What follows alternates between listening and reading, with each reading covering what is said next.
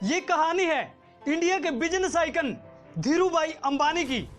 धीरूभाई अंबानी का नाम उन सफल बिजनेसमैन की लिस्ट में शुमार है जिन्होंने अपने दम पर सपने देखे और उन्हें हकीकत में बदलकर पूरी दुनिया के सामने ये साबित कर दिया कि अगर खुद पर कुछ करने का विश्वास हो तो निश्चित ही सफलता आपके कदम चूमती है।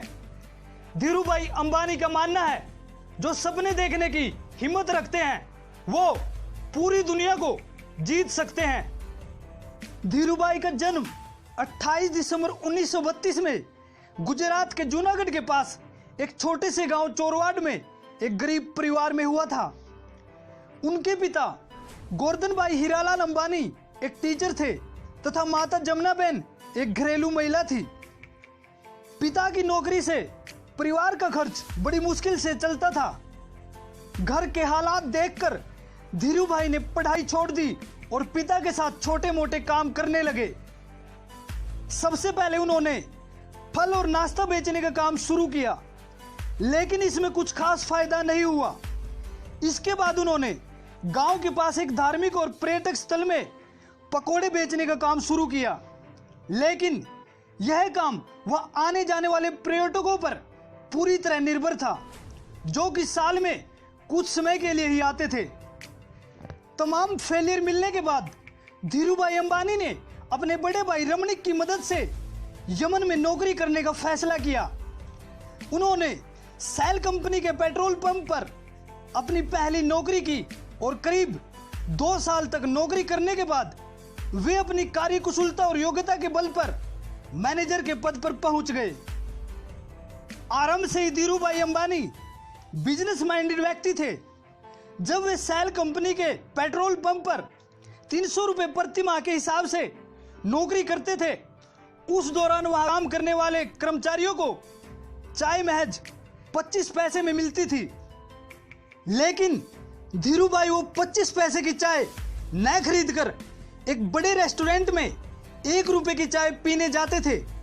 वो ऐसा इसलिए करते थे ताकि उस रेस्टोरेंट में आने वाले बड़े बड़े व्यापारियों की बातें सुन सके और बिजनेस की बारीकियों को समझ सके।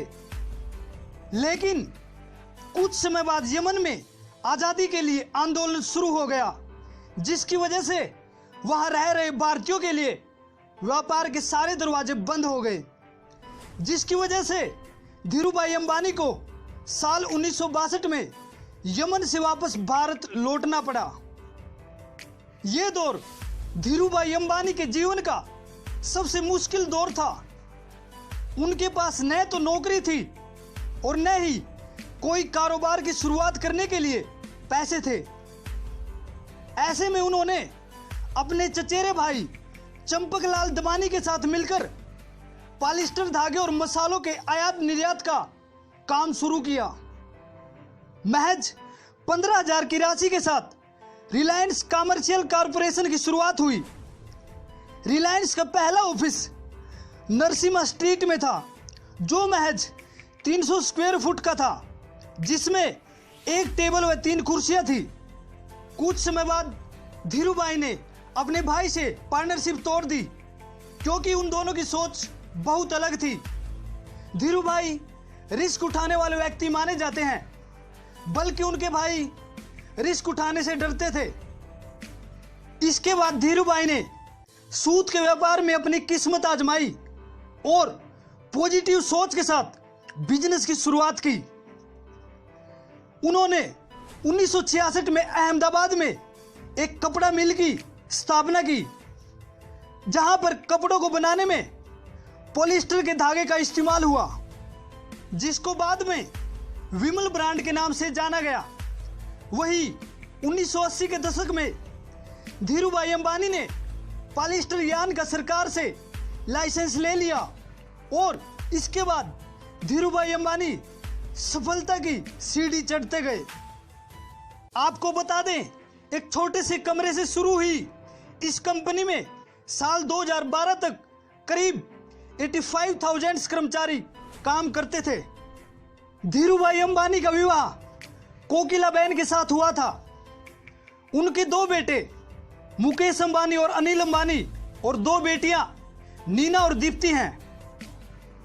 6 जुलाई 2002 को मुंबई में हार्ट अटैक की वजह से इस महान शख्सियत ने अपनी अंतिम सांसें ली। इसके बाद उनके व्यापार को उनके बेटे मुकेश अंबानी ने बेहद कुशलतापूर्वक संभाला।